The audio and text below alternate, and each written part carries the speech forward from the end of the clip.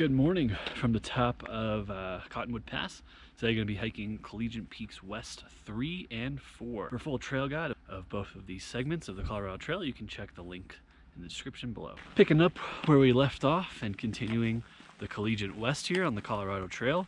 We're going to be hiking these two segments together, and most people will because of trailhead access in between them. So there'll be one video for this, unlike every other segment so far, which has been its own video. This is about 32 miles of hiking and about 5,300 feet of elevation gain over these two segments. We're going to be breaking them up into 2 days. Beautiful views right off the bat, and we'll have awesome views pretty much the whole day today.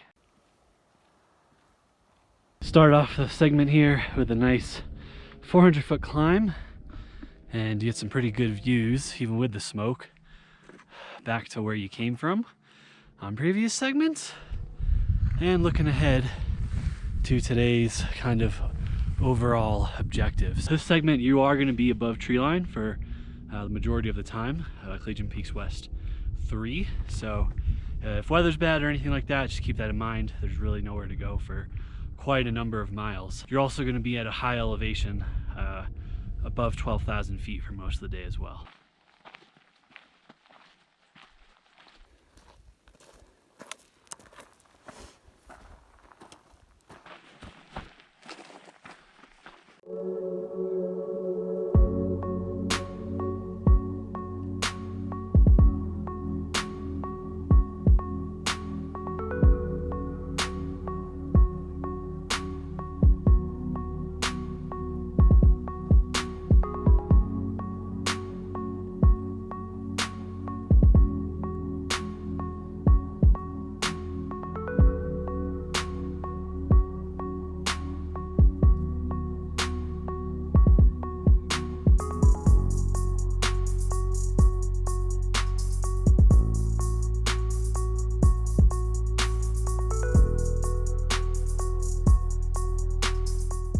Looking back to where we just came, very, very pretty so far, even with the smoke. It's just one of our favorite segments.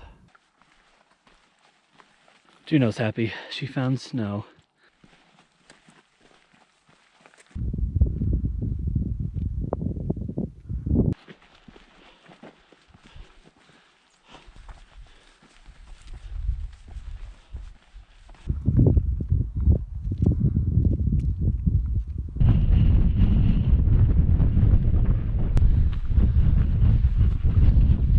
Top of the Stanford Saddle and Continental Divide.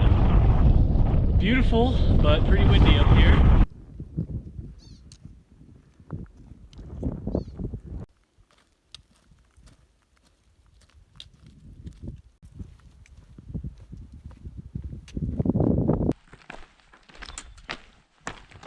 So we're just working our way down from up on the pass there. Gonna gain some more elevation very soon, but for now we're enjoying the flattish hiking.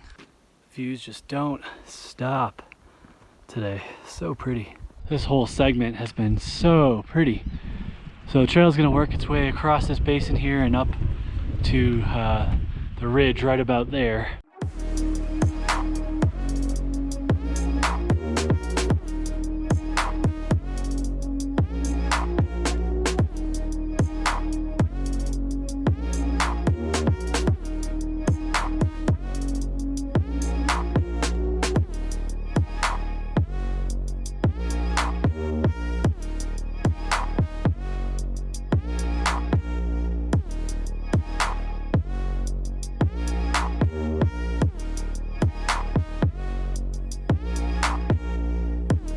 This is a crazy beautiful segment, and this like rock that we're in now is like straight out of Lord of the Rings or Star Wars or something.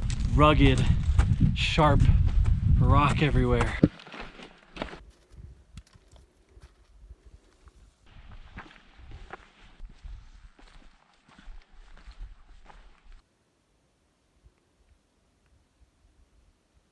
Whew. Finally made it up to the ridge. About 10.2 miles into the hike here, and I think it's Emma Burr Mountain behind me. Gorgeous up here though.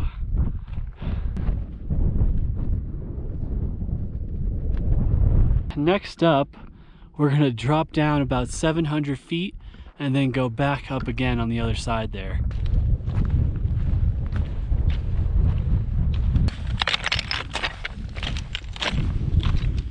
Just taking a little break here, but next up we're gonna kind of zigzag up this and go right over top there, and that'll be the final elevation gain in segment 3 of the Collegiate Peaks West. The weather has drastically changed on us here as we make our final climb of the day. The sun went behind the clouds, winds are picking up, definitely a cold front moving in. You can feel it.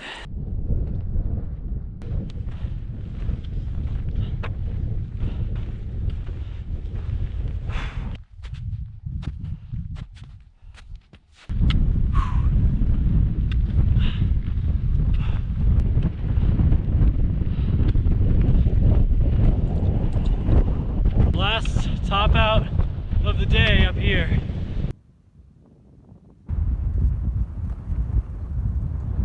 You got Mount Ontario, which is a 14er there. You got Mount Etna back there, and that's Mount Uri.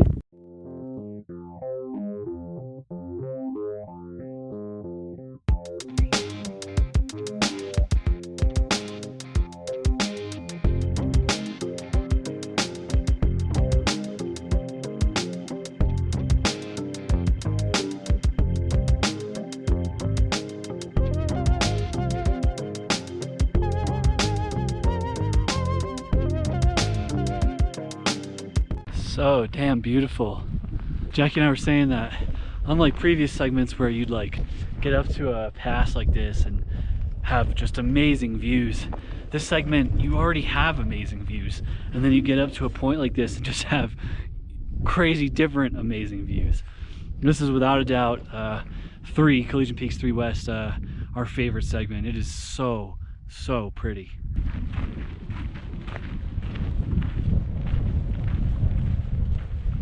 Another Colorado Trail segment ending in steep switchbacks.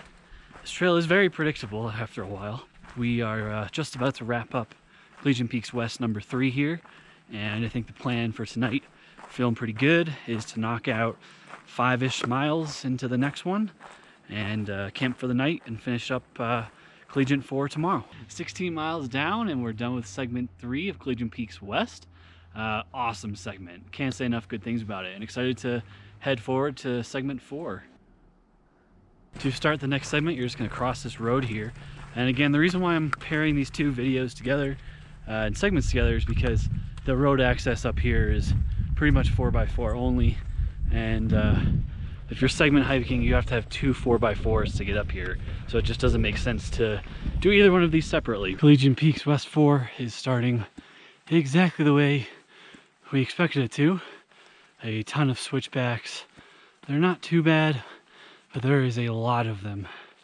And the first 4 or so miles are pretty steady uphill, and you're going to gain about 1,000 feet, about a little under half of what you'll gain on the whole segment.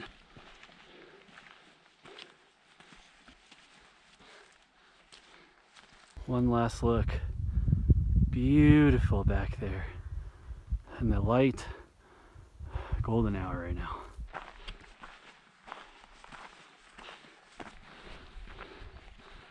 Another beautiful basin. These two segments just keep delivering.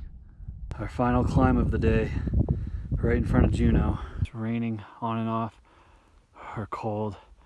We just pushed it too far today. Top of our last climb of the day, 13 something, 12 something, I don't know. We're both dead. Only one with energy is Juno's hunting still. From here, we have about 2 more miles till we can find an adequate campsite and call it a night. And we'll be pushing 22 miles on the day with like 5,000 vert, all above 12,000 feet. Woof. So we ended up camping just about 6 miles into the segment, found a nice pretty camp spot, and woke up to a beautiful sunrise. So today we should have about 11 miles to go, because we do have to hike an extra 1.25 miles or so because we parked at the bottom of the Boss Lake trailhead. Not the way you want to start your day. We're on the railroad track down there, and these two huge bulls are walking by us. It's mating season. I really hope they leave us alone. Obviously, that was really cool, but at the same time had the potential to be extremely scary. As I've said in previous video when we saw a moose, the fall is not the time you want to be messing around with male moose. They're super territorial. They're all very in mating mode. Luckily, there were 2 males, which seemed very odd to me. Usually this time of year, they'd all be in domination mode, but they just saw Juno. Juno gave them a little growl and they ran right on.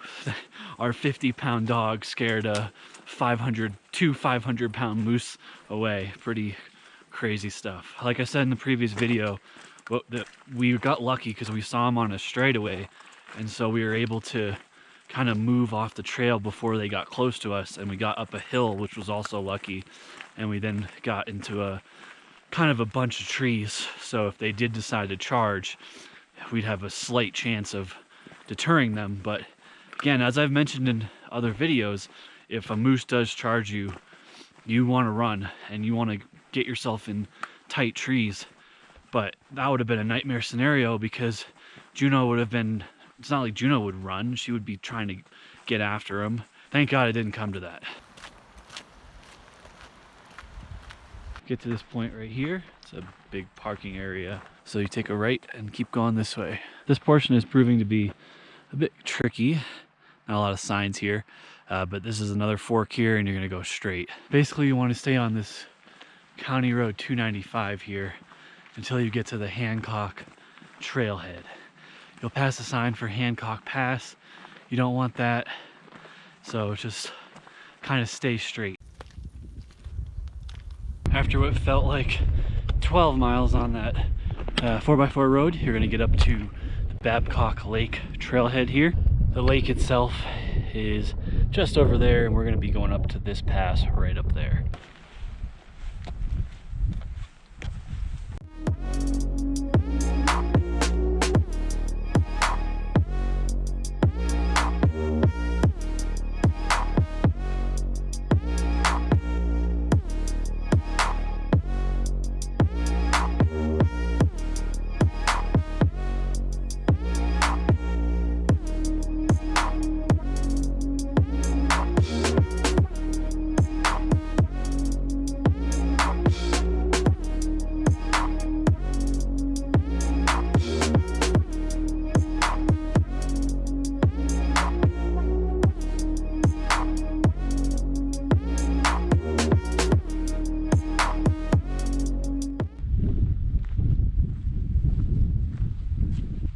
What a beautiful lake.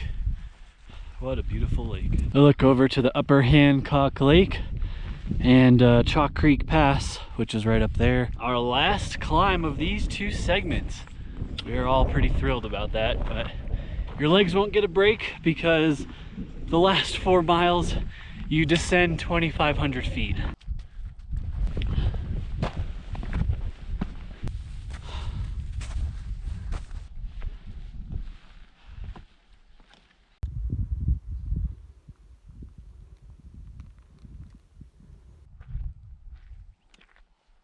Whew. Top of Chalk Creek Pass, your last climb of Collegiate Peaks West number 4. These are pretty, nothing like Hope or whatever that lake one is, I forget, but you can't complain. Just working our way along all these little ponds and lakes and slowly descending down into the valley.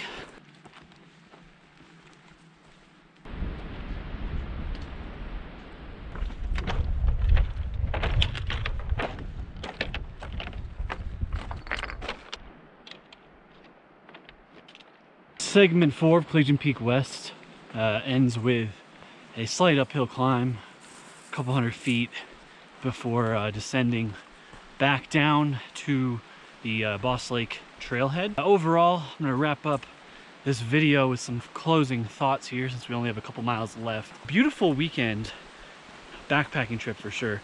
Collegiate Peaks 3 was significantly better in our opinion than 4. 4 spent a lot of time on 4-wheel drive roads in the woods, monotonous switchbacks, and just more people overall. 3 does not allow bikes, and I think that's a huge reason why we literally saw 3 people the entire segment. Yeah, once you climb above the Hancock's lakes and down the other side of the pass, to me the hiking is kind of boring for 4, but still overall really beautiful couple of segments. Both of these segments are dog friendly. For all the gear that Jackie and I use and recommend, you can check the links in the description below to help support the channel. You reach like this 3-way intersection here.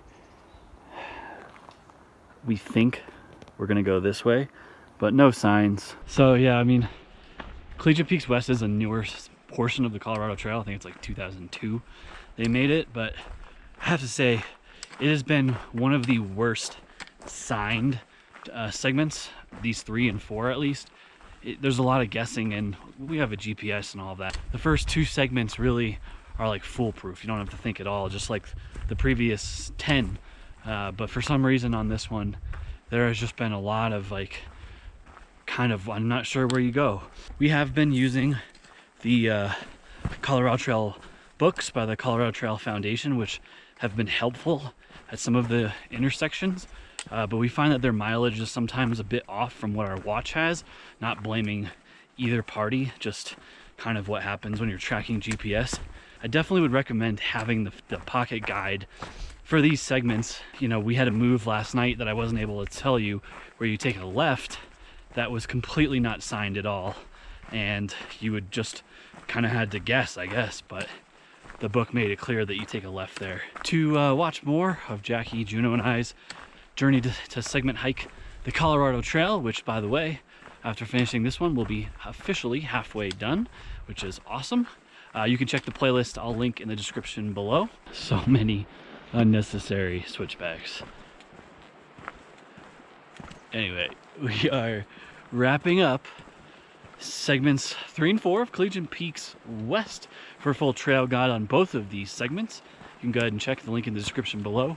I'll have more information about water, camping, and all that fun stuff, in addition to how to get there. So quick sidebar here. If you are segmenting this hike, you can park your car at this upper trailhead here, or you can park at the lower trailhead, which is just off US 50 before Monarch Pass. If you are for whatever reason not able to get up there, you just have to add about 1.25 miles of hiking each way. If you're new to my channel, I do virtual trail guides of the Colorado Trail, Colorado hiking and beyond, so go ahead and hit that subscribe button not to miss any future hike related content. And as always, we'll see you on the next adventure.